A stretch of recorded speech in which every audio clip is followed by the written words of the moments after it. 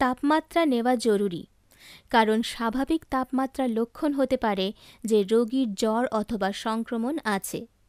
এই দক্ষতা থাকা আপনার প্রয়োজনের একটা জরুরি অবস্থা প্রতিরোধ করতে পারে। শরীরের আভ্যন্তরীণ তাপমাত্রা মাপার জন্য আপনার একটি থার্মোমিটার দরকার। তাপমাত্রা নেওয়ার আগে প্রথমত তার আগের 10 মিনিটে রোগীর কোনো কিছু খাওয়া বা পান করা উচিত নয়, কারণ তা তাপমাত্রাকে প্রভাবিত করে। দ্বিতীয়ত, তাপমাত্রা নেওয়ার আগে আপনার থার্মোমিটার থেকে সমস্ত জীবাণু ধুয়ে ফেলা উচিত। তৃতীয়ত, আপনি থার্মোমিটারকে হয় জিভের নিচে রাখতে পারেন অথবা রোগীর বগলের তলায়। আপনাকে নিশ্চিত করতে হবে যে সেন্সর সম্পূর্ণ ঘিরে থাকে। মুখ অথবা বগল বন্ধ করো এবং কয়েক মিনিট পর্যন্ত অপেক্ষা করো একটা বিপ শোনার জন্য অথবা তাপমাত্রা মাপার আগে। তুমি তাপমাত্রা পরীক্ষা করছো, তাই তো? হ্যাঁ, কিন্তু আমাকে 3 বার পরীক্ষা করতে হবে, একবার সকালে, দুপুরে এবং তারপর রাত্রে। তুমি থার্মোমিটার ধুয়েছো? হ্যাঁ, আমি ধুয়েছি। তুমি খাওয়ার পর 10 মিনিট হয়ে গেছে, তাই তো? হ্যাঁ, আমি করেছি। কেন?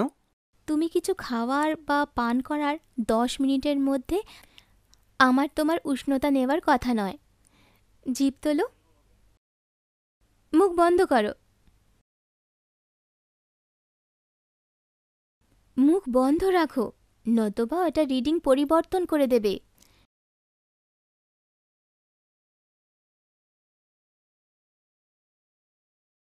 এটা 38।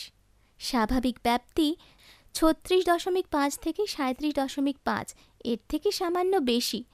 আমি তাও ডাক্তারকে জানাবো।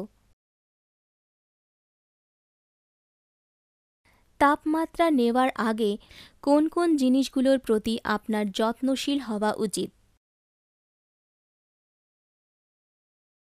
তাপমাত্রা শুধুমাত্র সেই ক্ষেত্রে নেওয়া যায় যেখানে রোগী আগের 10 মিনিটে কোনো কিছু খায়নি অথবা পান করেনি, কারণ এটা রোগীর তাপমাত্রা পরিবর্তন করে। আপনি কিভাবে আপনার প্রিয়জনের তাপমাত্রা মাপবেন? থার্মোমিটারটিকে জিভের তলায় রাখুন, তাদের মুখ বন্ধ করতে বলুন এবং তারপর কয়েক মিনিটের জন্য অপেক্ষা করুন থার্মোমিটারটি বিপ করার জন্য। আপনি এটিকে রোগীর বগলেও রাখতে পারেন। থার্মোমিটারের ওপরের নাম্বারটি নিয়ে আপনার কী করা উচিত? কেয়ার কম্পানিয়ন চার্টে থার্মোমিটারের নাম্বারটি রেকর্ড করে রাখুন।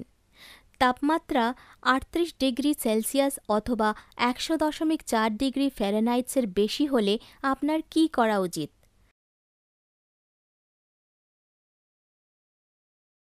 অবিলম্বে নার্সকে জানান। থার্মোমিটার কিভাবে পরিষ্কার রাখবেন? থার্মোমিটারটিকে সাবান এবং জল দিয়ে ধুয়ে একটা বাক্সের মধ্যে রেখে দিন।